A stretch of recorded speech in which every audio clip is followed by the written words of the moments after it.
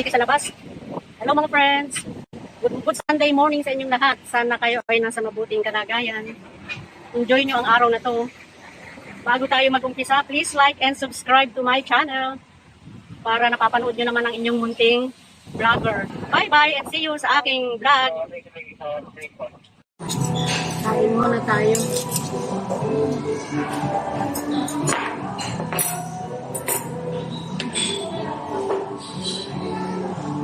Ni Anakis. Kinuha natin yung mga ano niya. Last payments, last benefits.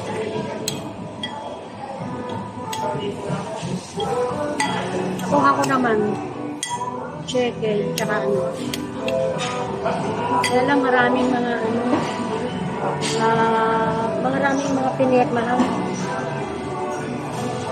So ngayon, kakain muna tayo.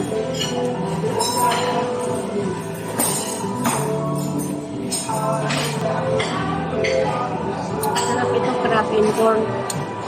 Crab and corn itong soup nila.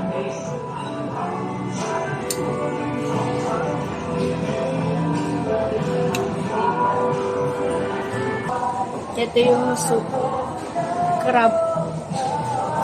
Crab and corn with bacon. Ito yung ating kakainin. Tapos yun.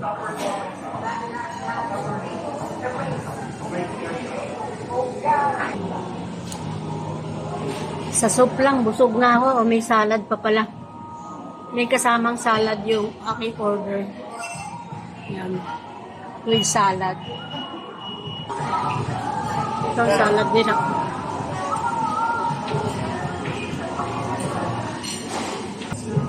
Inom muna tayo.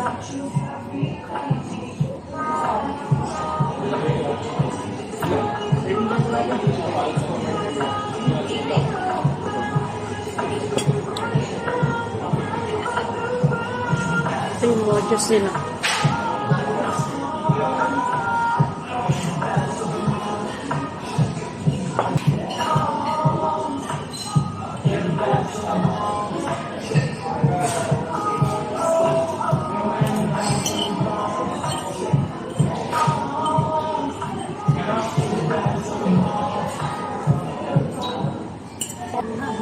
Pizza.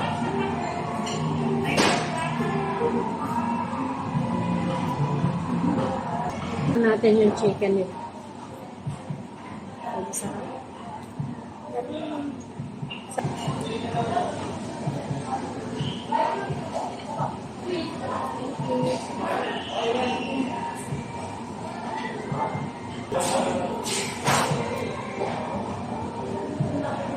Chicken nila.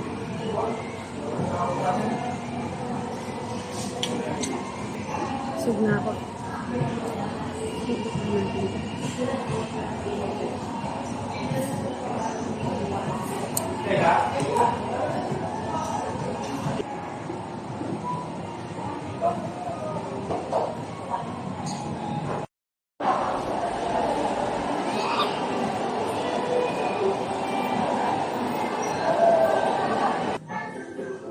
Kuha nga tayo niyan. Luto tayo sa sunod. Bihon.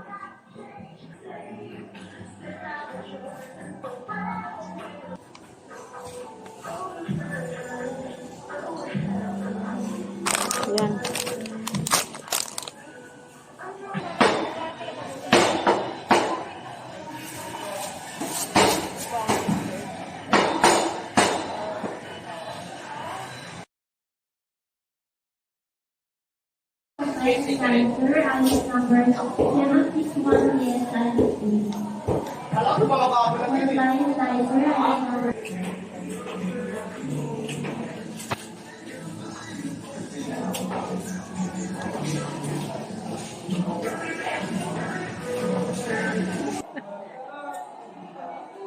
Brown out ang SM.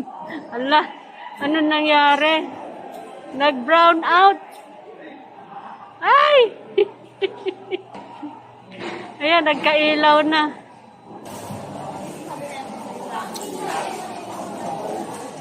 So, bumili ako ng maraming carrots. Boil ko ito. Try ko sa mga dog. Kasi baby carrots daw eh. Yan.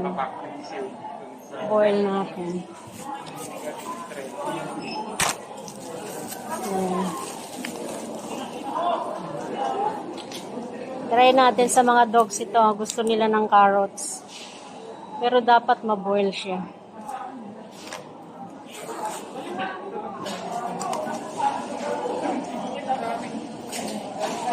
Tapos luto tayo ng bihon. Gawa tayo ng fruit salad.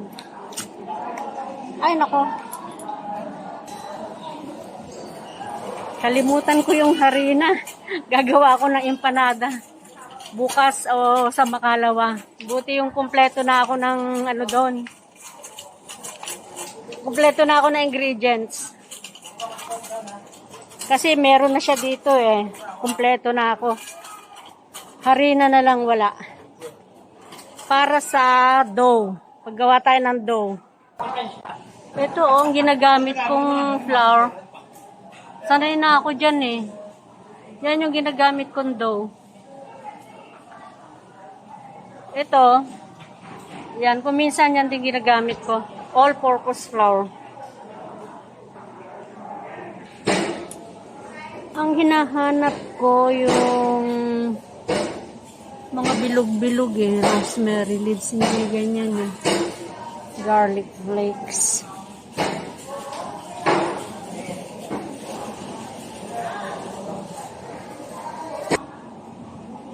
Ito may ready-made kimchi na rin. Spring rolls.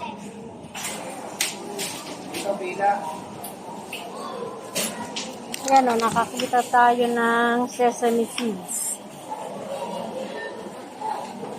Para sa ano to? Para sa Korean sweet potato. Lagyan natin ng sesame seeds.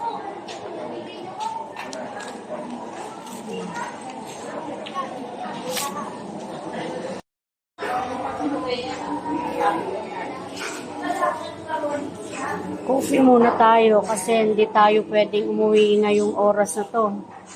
Matutulog yung tao sa bahay. Gigisingin ko eh. Baka sumakit ang ulo pag kulang ang tulog niya. Siguro mga 4 o'clock pwede na tayo umuwi. 4 p.m. kasi magigising na siya. Eh wala naman akong susi.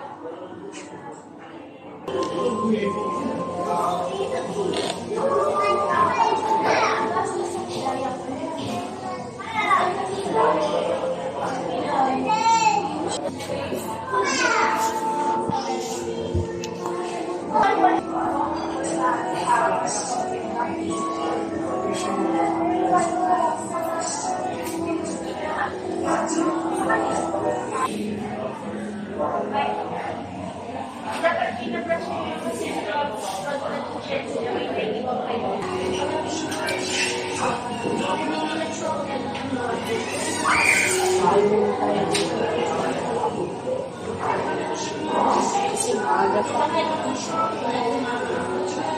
4 o'clock pwede na tayo. Kasi tulog pa yung tao sa bahay. Pag ginising natin, sakit ang ulo niya, baka mag-high blood. Kaya mamaya pa tayo ulit.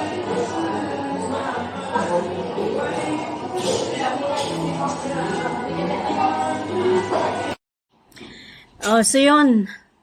Mga friends, tapos na ang errands. Maghapon.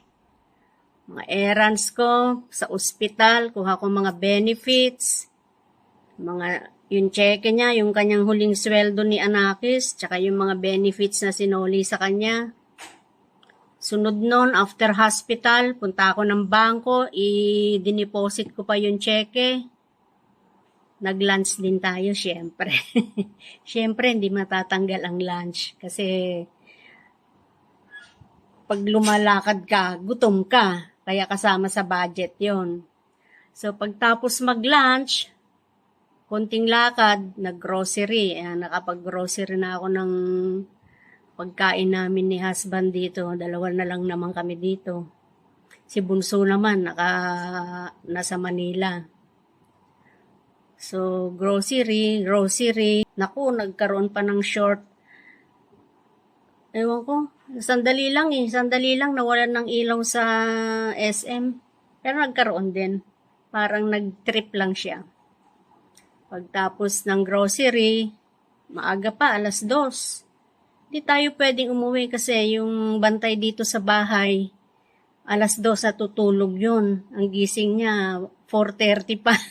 4 o'clock pa, 4:30. Kaya tambay-tambay muna tayo doon. Kape-kape muna tayo. Nung 4 o'clock na, malis na ako doon, umuwi na ako dito. O kaya ito na tayo sa bahay, pagod na pagod. Maghapon pag may nilakad ka talaga, maghapon ang oras. Hindi ka pwedeng magmadali kasi hindi mo sigurado yung kumatraffic. Ako nagpapasahero pa naman ako pag lumalakad. Bago ako nagpunta sa ospital, dumaan muna ko sa LTO, kinuha ko yung plaka ng Rebo. May available na pala, kung na-scan lang sa website ni husband na available na. Kaya kayo, kung meron kayong na-request na plaka noon, matagal na yun, siguro mga 3 years ago. Nakalagay doon, your plate number is like this is already available. So, pinuntahan ko sa LTO. Kasama ko na si husband, drive niya ako. Hindi ako marunong mag-drive eh. So, yun. Pag uwi niya, padiretso sa bahay, diretso na ako sa ospital. Inayos ko na yung mga dapat ayusin. Ngayon, tapos na. Ano na naman tayo? Relax na naman tayo for the next 3 to 4 days siguro. Yan ang araw ko ngayong araw na to. Bye-bye sa inyo lahat. Ito, pagdating ko dito sa bayan, mga dogs, as usual, nagkakagulo.